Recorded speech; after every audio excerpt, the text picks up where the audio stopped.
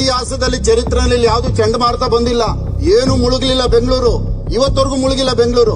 ಇದಕ್ಕೆ ಲೋನ್ 2,000 ಕೋಟಿ world bank ಅಲ್ಲಿ ಲೋನ್ ತರ್ತಾರೆ. ನನ್ನ ಮೇಲೆ ಆಕ್ಷನ್ ತಗೊಂಡ್ಲಿ ಸುಳ್ಳಿದ್ರೆ ನಾನು ಪ್ರೂವ್ ಮಾಡ್ತೀನಿ. ಸುಳ್ಳು ಹೇಳಿ ಲೋನ್ ತಂದಿರೋದು. ಯಾವ ಪ್ರಕೃತಿ ವಿಕೋಪ ಬಂದಿದೆ ಬೆಂಗಳೂರಲ್ಲಿ ವರ್ಲ್ಡ್ ಬ್ಯಾಂಕ್ ಅಲ್ಲಿ ಲೋನ್ ತರೋದಕ್ಕೆ? ಪಾಪ ಇಲ್ಲಿ ಎಲ್ಲಾರು ನಾವೆಲ್ಲ 224 ಜನ ಇದೀವಿ. ಯಾರಿಗೂ ಕೂಡಲೇ ಸಾಹುಕಾರ ಆಗೋಂತ ಐಡಿಯಾ ಯಾರಿಗೂ ಬರ್ತಾ ಇಲ್ಲ ಸಭಾಧ್ಯಕ್ಷ. ಬಹುಶಃ ಪ್ರಿಂಟಿಂಗ್ ಮಿಷಿನ್ ಇಟ್ಕೊಂಡು ಕೋಟಾ ನೋಟ್ ಹೊಡೆದ್ರು ಅಷ್ಟು ಬೇಗ ಸಾಹುಕಾರ ಆಗಕ್ಕಾಗಲ್ಲ ಸಭಾಧ್ಯಕ್ಷ. 3 ಕೋಟಿ ಬೆಲೆ ಬಾಳುವಂತ ಜಮೀನಲ್ಲಿ ಲಾಭ ಎಷ್ಟು ಗೊತ್ತಾ ಸಭಾಧ್ಯಕ್ಷರೇ? 263 ಕೋಟಿ. ಪಾಪ ಇಲ್ಲಿ ಎಲ್ಲಾರು ನಾವೆಲ್ಲ 224 ಜನ ಇದೀವಿ. ಯಾರಿಗೂ ಕೂಡಲೇ ಸಾಹುಕಾರ ಆಗೋಂತ ಐಡಿಯಾ ಯಾರಿಗೂ ಬರ್ತಾ ಇಲ್ಲ ಸಭಾಧ್ಯಕ್ಷ. ಬಹುಶಃ ಪ್ರಿಂಟಿಂಗ್ ಮಿಷಿನ್ ಇಟ್ಕೊಂಡು ಕೋಟಾ ನೋಟ್ ಹೊಡೆದ್ರು ಅಷ್ಟು ಬೇಗ ಸಾಹುಕಾರ ಆಗಕ್ಕಾಗಲ್ಲ ಸಭಾಧ್ಯಕ್ಷ. ಅದಕ್ಕಿಂತ ವೇಗವಾಗಿ ಬೆಳೆಯುವಂತದ್ದು ಬೆಂಗಳೂರಲ್ಲಿ ನಡೀತಾ ಇದೆ ಸಭಾಧ್ಯಕ್ಷ. ಅದಕ್ಕೆ ಉದಾಹರಣೆ ಹೇಳ್ತೀನಿ. ಒಂದು 160 ಕಿಲೋಮೀಟರ್ ರಾಜಕಾಲುವೆ ಪಕ್ಕದಲ್ಲಿ ಬಫರ್ ಝೋನ್ ಅಲ್ಲಿ ರೋಡ್ ಮಾಡೋದು ನಡೀತಾ ಇದೆ. ರಾಜಕಾಲುವೆ ಪಕ್ಕದಲ್ಲಿ ಎಷ್ಟು ಗೊತ್ತಾ ರೋಡ್ ಬಿಡ್ತು ಸಭಾಧ್ಯಕ್ಷರೇ? ಯಾವತ್ತನ್ನ ನೋಡಿದೀರಾ? ರಾಜಕಾಲುವೆ ಪಕ್ಕದಲ್ಲಿ 30 ಮೀಟರ್ ಸೆಂಟರ್ ಪಾಯಿಂಟ್ ಇಂದ ಆ ಕಡೆ 30 ಮೀಟರ್. ಉದ್ದೇಶ ಏನ್ ಗೊತ್ತಾ ಸಭಾಧ್ಯಕ್ಷರೇ? ರಾಜಕಾಲುವೆ ಪಕ್ಕದಲ್ಲಿರೋ ಜಮೀನು 2.5 ಇಂದ 3 ಕೋಟಿ ಸಭಾಧ್ಯಕ್ಷರೇ. ರಸ್ತೆ ಇಲ್ಲ, ಅದಕ್ಕೆ ರಸ್ತೆನೇ ಇಲ್ಲ. ಈಗ 30 ಮೀಟರ್ ರೋಡ್ ಮಾಡಿದ್ರೆ 3 ಕೋಟಿ ರೂಪಾಯಿ ಜಮೀನು ಎಷ್ಟಕ್ಕೆ ಬೆಲೆ ಬಾಳೋದು ಗೊತ್ತಾ ಸಭಾಧ್ಯಕ್ಷರೇ? ಕೂಡಲೇ 43,560 ಅಡಿ ಒಂದ್ ಎಕರೆಗೆ. 43,560 ಅಡಿ ಇಂಟು 3 1,30,30,680 ಅಡಿ ಆಗತ್ತೆ. ಪ್ರೀಮಿಯಂ ಎಫ್ಐಆರ್ ಬೇರೆ ತಂದಿದೆ ಸರ್ಕಾರ. ಏನೋ ಅದು ನ್ಯಾಯಾಲಯದಲ್ಲಿ ತಡೆಯಾಜ್ಞೆ ಇದೆ ಅಂತ ಹೇಳ್ತಾ ಇದ್ದಾರೆ. Premium FIR 40%.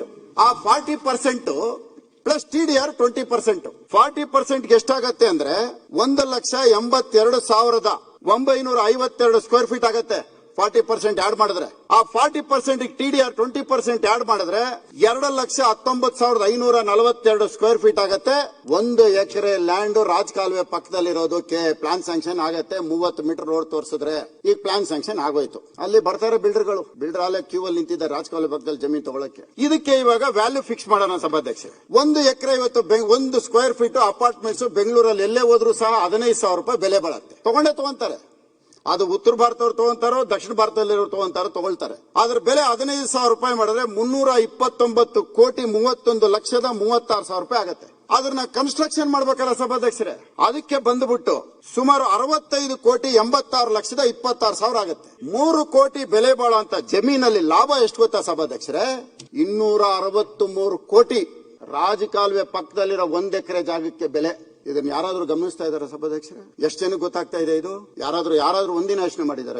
ಇದ್ರ ಜೊತೆಯಲ್ಲಿ 263 ಕೋಟಿ ಇದು. ಈಗ ರಾಜಕಾಲುವೆಗಳಿಗೆ ನಾವು ದುಡ್ಡು ಕೊಡ್ಬೇಕಲ್ಲ ಸಭಾಧ್ಯಕ್ಷರೇ? ತಡೆಗೋಡೆ ಕಟ್ಟಬೇಕಲ್ಲ. ಆ ದುಡ್ಡು ಎಲ್ಲಿಂದ ತರೋದು? ಅದಕ್ಕೂ ದುಡ್ಡು ಬೇಕಲ್ಲ. ಈಗ ತಡೆಗೋಡೆ ಕಟ್ಟಬೇಕಲ್ಲ. ಒಂದು ದೊಡ್ಡ ಕಾಂಕ್ರೀಟ್ ವಾಲ್ ಮಾಡಿ 30 ಮೀಟರ್ ರೋಡ್ ಮಾಡಿ FIR 3 FIR ಅಚೀವ್ ಮಾಡಬೇಕು. ಇದೆಲ್ಲ ಮಾಡಬೇಕು ಅಂದ್ರೆ ರಾಜಕಾಲುವೆಗೆ ದುಡ್ಡು ಬೇಕಲ್ಲ. ಅದಕ್ಕೆ ಎಲ್ಲೋಗ್ಬೇಕು ನಾವು? ವರ್ಲ್ಡ್ ಬ್ಯಾಂಕ್ ಲೋನ್ಗೆ ಹೋಗ್ಬೇಕು. 963 ಮೀಟರ್ ಮೇಲಿದೀವಿ ನಾವು ಸಮುದ್ರದ ಮಟ್ಟಕ್ಕೆ. ಇತಿಹಾಸದಲ್ಲಿ ಚರಿತ್ರೆಯಲ್ಲಿ ಯಾವುದು ಚಂಡಮಾರುತ ಬಂದಿಲ್ಲ, ಏನು ಮುಳುಗಲಿಲ್ಲ ಬೆಂಗಳೂರು, ಇವತ್ತವರೆಗೂ ಮುಳುಗಿಲ್ಲ ಬೆಂಗಳೂರು. ಇದಕ್ಕೆ ಲೋನ್ 2,000 ಕೋಟಿ ವರ್ಲ್ಡ್ ಬ್ಯಾಂಕ್ ಅಲ್ಲಿ ಲೋನ್ ತರ್ತಾರೆ. ಲೋನ್ ತರೋದು ಎಲ್ಲಿಗೆ ಗೊತ್ತಾ ಸಭಾಧ್ಯಕ್ಷರೇ? ಈ 2,000 ಕೋಟಿ ತಂದಿರೋದು ಈ ರಾಜಕಾಲುವೆ ಪಕ್ಕದಲ್ಲಿ ಗೋಡೆ ಕಟ್ಟೋದಿಕ್ಕೆ. ಎಲ್ಲೆಲ್ಲಿ ಖಾಲಿ ಜಮೀನಿದೆ, ಎಲ್ಲೆಲ್ಲಿ ಅಪಾರ್ಟ್ಮೆಂಟ್ಸ್ ಗಳು ಬರಬೇಕು, ಎಲ್ಲೆಲ್ಲಿ 1 ಎಕರೆನಲ್ಲಿ 250 ಕೋಟಿ ಲಾಭ ಮಾಡಬೇಕು, ಅಲ್ಲಿ ರಾಜಕಾಲುವೆ 2,000 ಕೋಟಿ ವರ್ಲ್ಡ್ ಬ್ಯಾಂಕ್ ಅಲ್ಲಿ ಸುಳ್ಳು ಹೇಳಿ ಲೋನ್ ತಂದಿರೋದು. ಸುಳ್ಳು ಹೇಳಿ ಲೋನ್ ತಂದಿದ್ದಾರೆ. ನಾನು ಪ್ರೂವ್ ಮಾಡ್ತೀನಿ. ನನ್ನ ಮೇಲೆ ಆಕ್ಷನ್ ತಗೊಂಡ್ಲಿ ಸುಳ್ಳಿದ್ರೆ ನಾನು ಪ್ರೂವ್ ಮಾಡ್ತೀನಿ. ಸುಳ್ಳು ಹೇಳಿ ಲೋನ್ ತಂದಿರೋದು. ಯಾವ ಪ್ರಕೃತಿ ವಿಕೋಪ ಬಂದಿದೆ ಬೆಂಗಳೂರಲ್ಲಿ ವರ್ಲ್ಡ್ ಬ್ಯಾಂಕ್ ಅಲ್ಲಿ ಲೋನ್ ತರೋದಕ್ಕೆ? ಆ MOI ಒಂದ್ಸರಿ ಚೆಕ್ ಮಾಡಿ. MOI ನಲ್ಲಿ ಏನಿದೆ? ಸುಳ್ಳು ಹೇಳಿ ಲೋನ್ ತಂದು ಇದ್ರನ್ನ ಕೊಟ್ಟಿರೋಂಥದ್ದು ಯಾರಿಗೆ? ಒಬ್ಬನೇ ಕಾಂಟ್ರಾಕ್ಟರ್ 7 ಪ್ಯಾಕೇಜು. ಒಬ್ಬನೇ.